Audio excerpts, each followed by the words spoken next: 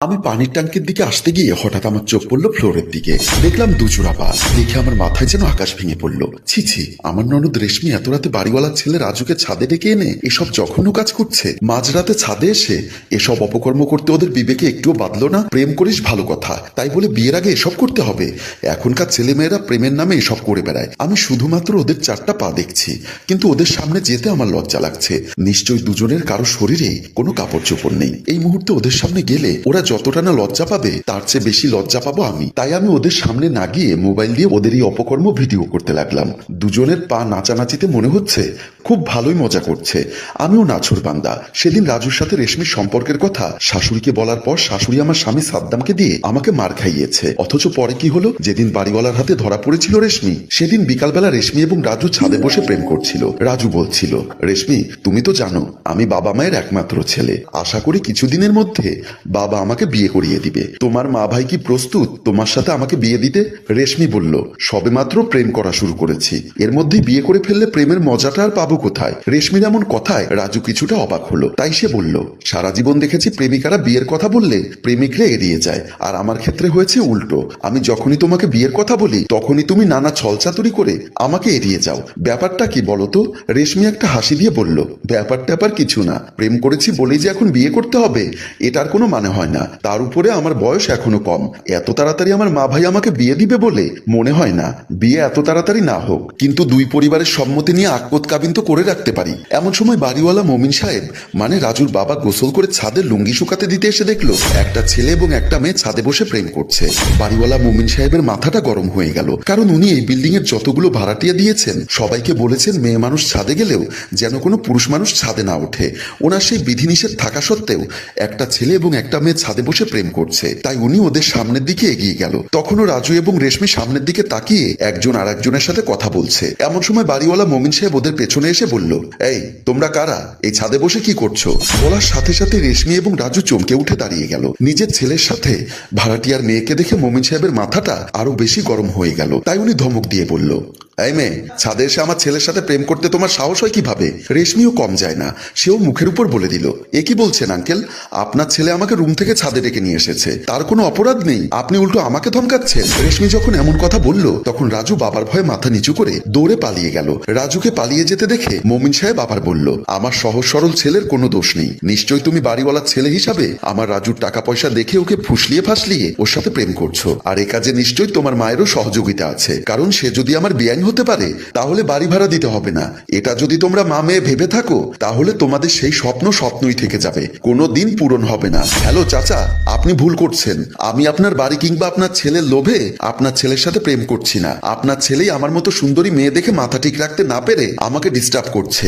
বেয়াদব মেয়ে, মুরব্বীদের মুখে মুখে তর্ক করো, চলো আজের বিচার তোমার মাকেই দিব। বলেই বাড়িওয়ালা মমিন সাহেব রেশমির হাত ধরে ছাদ থেকে টানতে টানতে আমাদের রুমের দিকে নিয়ে আসলো। তখন আমার শাশুড়ি ড্রয়িং রুমে বসে টিভি দেখছিলেন। এমন সময় বাড়িওয়ালা রেশমির হাত ধরে টানতে টানতে ড্রয়িং রুমে ঢুকে বলল, এই যে সাদ্দামের মা, তোমাকে তো আমি অনেক ভালো মহিলা মনে করেছিলাম। আমার শাশুড়ি তখন যেন আকাশ থেকে পড়ল। উনি অবাক হয়ে প্রশ্ন করলো, কেন ভাইজান, আমি আবার কি দোষ করলাম? আর আমার মেয়েকেই বা আপনি কোথা থেকে ধরে নিয়ে এসেছেন? আকাম থেকে ধরে নিয়ে এসেছি, ছাদে বসে আমার ছেলের সাথে আকাম করছিল। বাড়িওয়ালার মুখে এমন কথা শুনে আমার শাশুড়ি কিছুটা হতবিহব্বল হয়ে বলল, কথাবার্তা একটু শালীনতার ভেতরে বলুন। আমি তখন রান্নাঘরে দুপুরে খেয়ে এটো থালা বাসনগুলো পরিষ্কার করছিলাম। ড্রয়িং রুমে এমন চেঁচামেচির শব্দ শুনে আমি থালা বাসন পরিষ্কার করা বাদ দিয়ে ট্যাপের পানিতে হাতটা ধুয়ে ট্যাপটা বন্ধ করে হাত মুছতে মুছতে ড্রয়িং রুমের দিকে চলে গেলাম। ড্রয়িং রুমে এসে দেখি বাড়িওয়ালা বলছে, মেয়েকে আমার মতো পয়সাওয়ালা লোকের ছেলের পেছনে লেলিয়ে দিয়েছো, আবার এসেছো আমাকে শালীনতা শেখাতে। দেখুন ভাইজান, আপনি বাড়িওয়ালা বলে আপনাকে সম্মান দিয়ে কথা বলছি, আর তোমরাও ভাড়াটিয়া বলে তোমার এই দুশ্চরিত্রা মেয়েকে আমি জুতা পেটা করিনি। যদি বাহিরের কোনো মেয়ে হতো এতক্ষণ জুতা পেটা করতে করতে ছাদ থেকে নামাতাম। আমার মেয়ে কি করেছে যে আপনি ওকে জুতা পেটা করবেন?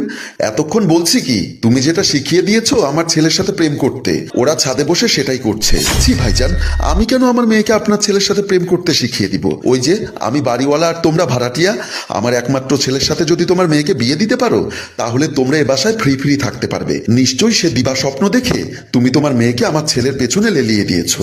শোনো সাদ্দামের মা, তোমার মেয়েকে যদি আর কখনো আমার ছেলের সাথে কথা বলতে দেখি কিংবা ওর পিছনে ঘুরঘুর করতে দেখি তাহলে তোমাদেরকে আমি লাথি দিয়ে আমার ঘর থেকে বের করে দিব, কথাটা মনে থাকে যেন। বলেই বাড়িওয়ালা মমিন সাহেব রুম থেকে বেরিয়ে গেলেন। আর আমার শাশুড়ি এসে রেশমির গালে কষে একটা চর মেরে দিলেন। চর খেয়ে রেশমি আমার বুকের উপরে উপর এসে পড়লো। আমি সাথে সাথে রেশমিকে জড়িয়ে ধরি। রেশমি কান্না করতে লাগলো। আমার শাশুড়ি চেঁচিয়ে বলতে লাগলো, সেদিন বৌমার কথা বিশ্বাস করিনি, আমি তাকে আরো দোষারোপ করেছি। সেদিন তুই আমার সাথে মিথ্যা কথা বলেছিলি, আমিও তোর মিথ্যা কথাটা সহজ সরল ভাবে বিশ্বাস করেছিলাম। আজ তার তুই এই প্রতিদান দিলি। আমি শাশুড়িকে নিভৃত করে বললাম, মা বাদ দিন, ও ছোট মানুষ। আমার শাশুড়ি আবার চেঁচিয়ে বলল, কিসের ছোট মানুষ? ছোট মানুষ হলে কি প্রেম করতো? যে মেয়ে স্বামী কি জিনিস বুঝে গেছে সে কি আর ছোট আছে? রেশমি তখনও কাঁদছিল। আমার শাশুড়ি আবার ধমক দিয়ে বলল, এই একদম চুপ, কাঁদবি না কিন্তু। আজ সাদ্দাম বাসায় আসুক, তোর একটা ব্যবস্থা করছি। থাক মা, আপনি একটু শান্ত হয়ে বসুন, আমি ওকে বোঝাচ্ছি। বলেই রেশমিকে বুকে জড়িয়ে ধরে নিজের রুমের দিকে চলে আসলাম। অথচ সেদিন এত নিষেধ করার পরেও ওদের প্রেমের সম্পর্ক শেষ হয়নি, যেটা আজ আমি টের পেলাম। তাই হয়তোবা ওরা প্রতিদিন রাতে ছাদে এসে দেখা করে। তোরা ছাদে এসে প্রেম করবি সেটা ঠিক আছে, কিন্তু এসব কি করছিস? আমি যখন ওদের এই অবৈধ মেলামেশার ভিডিও করছিলাম ততক্ষণে দেখলাম আমার মোবাইলে প্রায় 15 মিনিটের মতো ভিডিও হয়ে গেছে। শুধু পাগুলো ভিডিও করতে পেরেছি, লজ্জায় সামনের দিকে যেতে পারছি না, কারণ আমার মনে হচ্ছে ওরা দুজনেই পুরোপুরি। কিন্তু একটা বিষয় আমি অবাক হচ্ছি, আমার সাথে সাদ্দামের বিয়ে হয়েছে আজকে 3 বছর। আমরা স্বামী স্ত্রী হয়েও তো এতক্ষণ ধরে করতে পারি না, ওরা অবিবাহিত হয়ে কিভাবে এতক্ষণ ধরে করছে? বিষয়টা আমাকে খুবই ভাবাচ্ছে। থাক, 15 মিনিট ভিডিও করেছি, আর করতে পারছি না। ওদের পায়ের নড়াচড়া দেখে মনে হচ্ছে ওরা আরো ঘন্টাখানেক ধরে করবে। আমার আর এত রাতে ছাদের মধ্যে দাঁড়িয়ে এদের এসব রং তামাশা দেখতে ভালো লাগছে না। ওরা যাই করবে করুক, প্রমাণ যেহেতু আমি ভিডিও করে ফেলেছি তাই ওরা আমার কাছে অস্বীকার করতে পারবে না। এই ঠান্ডার মধ্যে ভালো লাগছে না, তাই আমি রুমের উদ্দেশ্যে চলে গেলাম। পেছন ফিরে দেখলাম তখনও দুজনের পা সেই তালে নড়ছে, খুব মজা করছে।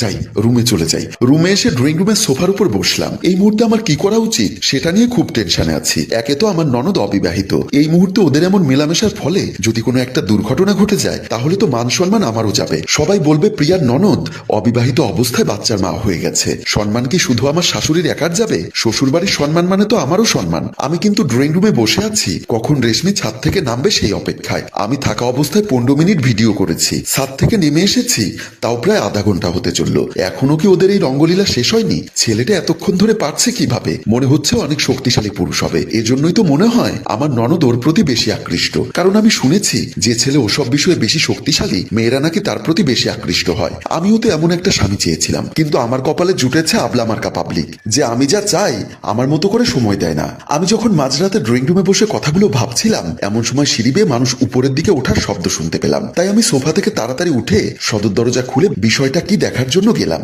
আমি সদর দরজা খুলে মাথাটা বের করে সিঁড়ির দিকে তাকাতেই দেখলাম বাড়িওয়ালা মুমিন সাহেব এবং সাথে তাদের কাজের ছেলে ফাহিম তাড়াহুড়ো করে ছাদের দিকে উঠছে। আমি ওদের এভাবে উপরে উঠতে দেখে ভয় পেয়ে গেলাম। নিশ্চয়ই বাড়িওয়ালা টের পেয়েছে, একটা মস্ত বড় কেলেঙ্কারি হয়ে যাবে। এই মুহূর্তে আমার স্বামীকে এবং শাশুড়িকে ঘটনাটা খুলে বলা দরকার। না হয় বাড়িওয়ালা এমনও হতে পারে গিয়ে যদি ওদের হাতে নাতে ধরতে পারে তাহলে নিশ্চিত আমার ননদকে ছাদ থেকে নিচে ফেলে দিবে। তাই আমি তাড়াহুড়ো করে আমার শাশুড়িকে ডাকতে গেলাম। আমার শাশুড়ির রুমে এসে দেখি শাশুড়ি নাক ডেকে ঘুমোচ্ছে। বাহ, মেয়ে ছাদে আকাম করে বেড়াচ্ছে আর মা এখানে নাক ডেকে ঘুমোচ্ছে। কিন্তু এসব ভাবার সময় এখন নেই। যত তাড়াতাড়ি সম্ভব শাশুড়ি এবং স্বামীকে ছাদে নিয়ে গিয়ে আমার ননদকে সেভ করা উচিত। তাই আমি শাশুড়িকে ডাকতে লাগলাম। এত গভীর রাতে শাশুড়িকে তাড়াহুড়ো করে ডাকতে গিয়ে শাশুড়ি লাফ মেরে শোয়া থেকে উঠে বসলো।